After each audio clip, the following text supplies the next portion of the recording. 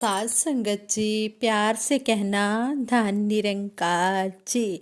सतगुरु माता सुदीक्षा सविंदर हरदेव जी महाराज की जय। सास संगत जी, दासी आप सभी को दीपावली की लख लख बधाई देती है और सतगुरु माता जी से यही अरदास करती है, हे सच्चे पातशाह, सबके घरों में खुशियों के दीपक जगे और सभी खुशी खुशी ये दीपावली का त्यौहार मनाएं। सतगुरु बाबा जी कहते हैं कि दिए जलाने से रोशनी हो जाती है, घर जगमगा जाते हैं। इसी तरह हमने इस आत्मा को भी ब्रह्म ज्ञान से रोशन करना है। और संपूर्ण हरदेव वाणी में भी सतगुरु बाबा हरदेव सिंह जी महाराज ने कहा है, संतों के घर नित आनंद है, नित खुशियां हैं, नित्य बहार, नित्य है होली ईद दिवाली, नित्य मनाते हैं त्योहार। संत नहीं कुछ खास दिनों के, होते हैं मोहताज कभी, इनके लिए तो शुभ शुभ होते, सांझ सुबह दिन रात सभी। संतों महापुरुषों के तो हर दिन है खुशियाँ, हर दिन बहार, संतों के आंगन में हमेशा छाई रहती है खुशियों की बहार। सच्चे पातशाह की कृपा इसी तरह हर एक संत महात्मा के ऊपर बनी रहे और हर संत महात्मा का हर दिन त्योहार ही मनाया जाए। सच्चे पातशाह सबके घरों में खुशियाँ ही खुशियाँ देना, यही दासी सतगुरु माता जी के आगे अरदास करती है आप सभी संतों महापुरुषों के लिए। संगत जी, दीपावली पर ही दासी एक सच्ची घटना आप जी के चरणों में रखने जा रही है, आप जी ये प्रवान करना। ये बात 2011 की है, सन 2011 की है। एक बहन अपने पति, सास ससुर और 2 बच्चों के साथ दिल्ली में रहती थी। एक 5 साल की बेटी थी जिसका नाम अंजलि था और एक बेटा था जिसका नाम अनमोल था। वो अभी 2 साल का था। एक मध्यम वर्गीय खुशहाल परिवार था। उनके घर में हर समय खुशी ही रहती थी और उनका अपना एक छोटा सा मकान भी था। और इस बहन का पति एक निजी बैंक में कार्यरत था। अक्टूबर का महीना चल रहा था। दीपावली आने में एक ही हफ्ता बाकी था। घर में साफ सफाई का कार्यक्रम चल रहा था। कल्पना ने घर का कोना कोना साफ करके चमका दिया था और बेड के ऊपर चेयर रख के हर कमरे के फैन की धूल भी साफ कर दी थी और घर भी अच्छी तरह साफ कर दिया था। हर काम वो बहुत ही अच्छी तरह सफाई से कर रही थी। एक बार सफाई का काम पूरा हुआ तो इस बहन ने खरीदारी के बारे में हिसाब किताब लगाना शुरू कर दिया। बच्चों के लिए नए कपड़े लेने थे, झालर और कंडील लेनी थी, लेने देने के लिए मिठाई के डिब्बे और ड्राई फ्रूट्स भी लेने थे।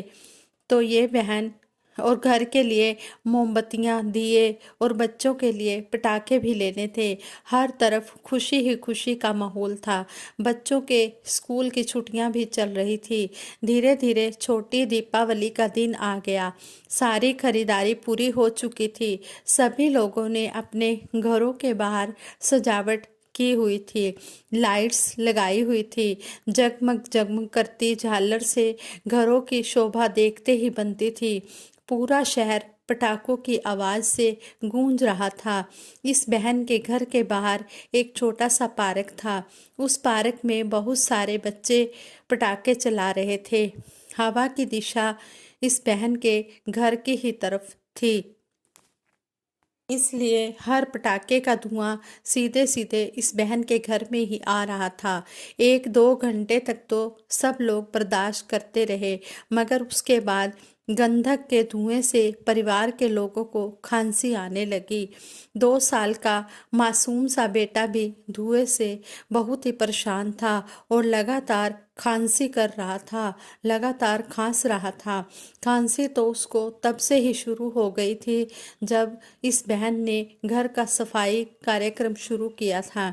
घर की सफाई के समय कालीन और गद्दों से जो धूल उड़ती है उससे इस बच्चे को एलर्जी हो गई थी। मगर अब पटाखे के धुएं ने इस बच्चे को और भी बहुत ज़्यादा बीमार कर दिया था और उसको जोर की खांसी हो रही थी और वह बिल्कुल भी सांस नहीं ले पा रहा था। खांसते खांसते इस छोटे से बच्चे को उल्टी हो गई और इसका रंग भी नीला पड़ने लगा। तो ये बहन अपने पति को लेकर हॉस्पिटल की तरफ गई और इसकी बहन के पति ने अपनी पॉकेट में अपना एटीएम कार्ड रखा और जल्दी से अपनी बाइक स्टार्ट की और इस बहन ने अपने बच्चे को गोदी में बिठा लिया और बाइक पर बैठ गई और तेज गति से हॉस्पिटल की तरफ चली गई। रात का समय था और ठंडी ठंडी हवा भी चल रही थी और ठंडी हवा बच्चे के लिए और भी जानलेवा थी। इस बहन ने अपने बेटे को अपनी शाल में लपेटकर अपनी शाल में लपेट लिया। पूरा शहर पटाखों के धुएं से भरा हुआ था। हर तरफ आसमान में लगातार रॉकेट छूट रहे थे और बमों के धमाके से कान भी सुन हुए जा रहे थे। तभी इस बहन को एहसास हुआ कि मेरे बच्चे के शरीर में कोई हरकत नहीं हो रही है। वो घबरा के रोने लगी। तो इस बहन के पति ने इसको हिम्मत रखने के लिए कहा और तेज गति से अपनी बाइक को दौड़ाता रहा। थोड़ी ही देर में वो हॉस्पिटल में पहुंच गए और बच्चे को इमरजेंसी में एडमिट करा दिया। बच्चा बहुत ज़्यादा बेहोश था और बिल्कुल नीला हो चुका था। डॉक्टर ने देखा कि बच्चे की नब्ज भी ठीक तरह से नहीं चल रही। बिना देर किए डॉक्टर ने बच्चे को इंटेंसिव केयर यूनिट में भर्ती करवा दिया। कल्पना बहन के आंसू रुकने का नाम ही नहीं ले रहे थे। तो इस बहन के पति ने डॉक्टर से पूछा कि अब बच्चे की हालत कैसी है। डॉक्टर ने कहा बच्चे की हालत बहुत ख़राब है, हम अपनी पूरी कोशिश कर रहे हैं। बच्चे को निमोनिया भी है और पटाखों के धुएं ने तो इस बच्चे की हालत और भी ख़राब कर दी है। सांस की नालियां भी सिकुड़ के लगभग बंद हो चुकी हैं। हम बच्चे को वेंटिलेटर पर रख रहे हैं। आप जाकर 50,000 रुपये रिसेप्शन के पास ही कैश काउंटर है, वहाँ जमा करवा दीजिए। ये बहन अपने मासूम बच्चे की हालत देखकर बेहोश हो रही थी। अगले 24 घंटे तक ये बच्चा जिंदगी और मौत के बीच में झूल रहा था। 2 दिन के बाद इस बच्चे की हालत में थोड़ा सुधार हुआ।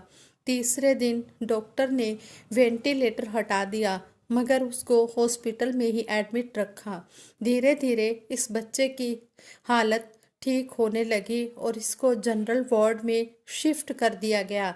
जनरल वार्ड में ही इस बच्चे के साथ ही बेड पर एक और बच्चा भी एडमिट था। उसके पिता केमिस्ट्री के प्रोफेसर थे। उनके बच्चे को भी बिल्कुल वही परेशानी हुई थी जो इस बच्चे को हुई थी। उन्होंने बताया कि आजकल दिल्ली गैस चैम्बर बन चुकी है। उन्होंने बताया कि दिल्ली में एक बड़ी संख्या में अमीर लोग रहते हैं, बहुत ज़्यादा अमीर लोग रहते हैं। इनके पास एक घर में कई कई कारें हैं। अपने घरों में और सोसाइटी में डीजल से चलने वाले जनरेटर हैं। बहुत बड़ी आबादी और लाखों की संख्या में वाहन हवा में जहरीला धुआं छोड़ते रहते हैं। अक्टूबर के महीने में दिल्ली के निकटवर्ती राज्यों के किसान अपने खेत में चावल काटने के बाद जो पराली खेत में बची रह जाती है उसमें आग लगा देते हैं। उसका धुआं भी दिल्ली के प्रदूषण को दुगना कर देता है। दीपावली भी अक्टूबर के महीने में ही, ज़्यादातर अक्टूबर के महीने में ही आती है। इसमें कई लाख किलो पटाखे जलाए जाते हैं, जिनमें से बहुत बड़ी मात्रा में जहरीली गैस निकलती है, जो पहले से ही खराब स्थिति को जानलेवा बना देती है। ठंड के दिनों में तो सांस की नली वैसे ही सिकुड़ जाती है, ऊपर से विषैली हवा भी नली बंद कर देती है। बच्चों और बूढ़े लोगों पर इसका सबसे ज़्यादा असर होता है। बहुत लोग तो मर जाते हैं और जो बचते हैं वो सांस की बीमारियों से जिंदगी भर जूझते रहते हैं। तो ये बहन बोली कि समस्या का क्या उपाय है, क्या इस प्रॉब्लम का क्या उपाय है। प्रोफेसर साहब बोले कि उपाय तो है मगर मुश्किल है। अगर लोग अपना वाहन छोड़ के मेट्रो से या साइकिल से चलने लगे तो ये पहला उपाय होगा। किसान को रोकना बहुत मुश्किल है, क्योंकि वो आपके लिए ही तो अनाज उगाता है। पराली जलाना उसके लिए सबसे सस्ता रास्ता है। सरकार कितनी ही कोशिश करे पर इसे रोकना बहुत मुश्किल है। अब आखिरी उपाय है दीपावली पर पटाखे ना जलाना। ये काम तो हम सिर्फ मनोरंजन के लिए करते हैं और ये हमारे हाथ में है, मगर हम इसका मोह छोड़ नहीं पाते। हम अपने बच्चों की खुशी के लिए उनको पटाखे लेकर देते हैं, मगर जाने अनजाने हम उनको अपने हाथों से जहर देते हैं। इसलिए सांस की बीमारी लोगों में बढ़ती ही जा रही है। दिल्ली में हर 3 में से एक बच्चा अस्थमा से पीड़ित है। इस बार दिल्ली में दीपावली की रात प्रदूषण इतना अधिक था कि प्रदूषण नापने का मीटर अपने अधिकतम माप पर जाकर रुक गया था, क्योंकि उससे ऊपर वो नाप नहीं सकता था। तो ये बहन 2 दिन बाद अपने बेटे को लेकर घर लौट आई। उसने दीपावली के लिए कितनी सारी तैयारियां की थी, मगर उसकी दीपावली इस बार घर पर नहीं बल्कि हॉस्पिटल में ही गुजर गई थी। फिर भी उसका बेटा जीवित था, उसके लिए तो यही उसकी दीपावली थी। एक दिन इस बहन की सास बोली कि तुम जो पटाखे खरीद के लाई थी उनको ठीक से संभाल के रख दो, अगले साल काम आएंगे।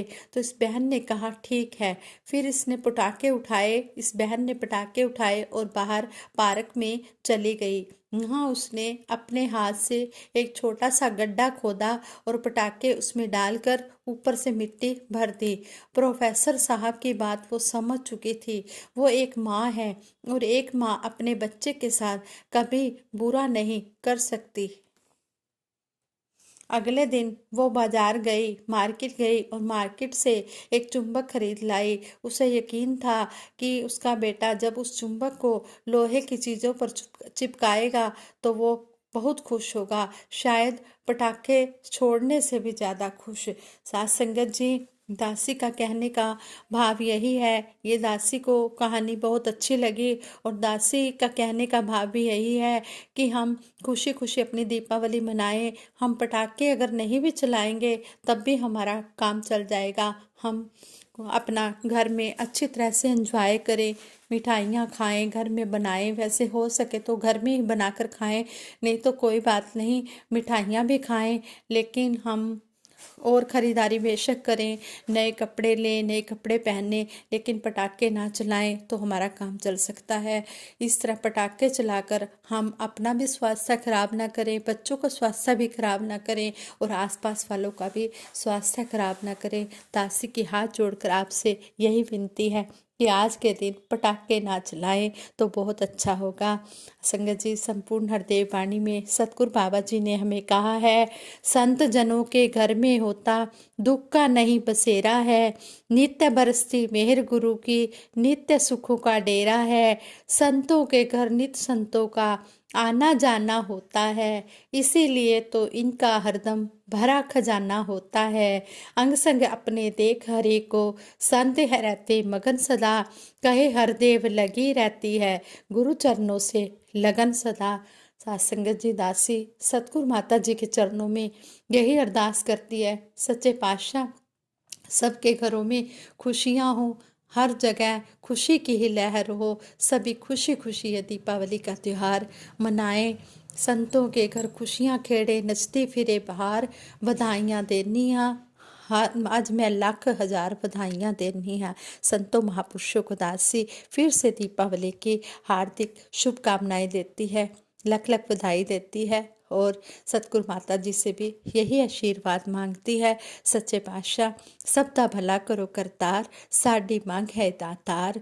संगत जी, अगर दासी के मुख से कोई बोलते समय कोई शब्द ऊंचा नीचा हो गया हो तो दासी को बख्श लेना, सुमत देना। आप जी सब कुछ कर सकते हो। साथ संगत जी, दासी सिमरन कराएगी, सभी ने मिलकर सिमरन में साथ देना है। तू ही निरंकार मैं तेरी शरण हाँ, मैनू बख्श लो। तू ही निरंकार मैं तेरी शरण हाँ, मैनू बख्श लो। तू ही निरंकार मैं तेरी शरण हाँ, मैनू बख्श लो। बोलिए सतगुरु माता सुदीक्षा सविंदर हरदेव जी महाराज की जय। निरंकारी राजमाता गुरु बचन अवतार की जय। हाँ संगत जी, प्यार से कहना धन निरंकार जी, खुशियाँ ही खुशियाँ मनाएं जब तेरे संत मिले, हर समय खुशी के ही गीत गाएं जब तेरे संत मिले। साथ संगत जी, प्यार से कहना धन निरंकार जी।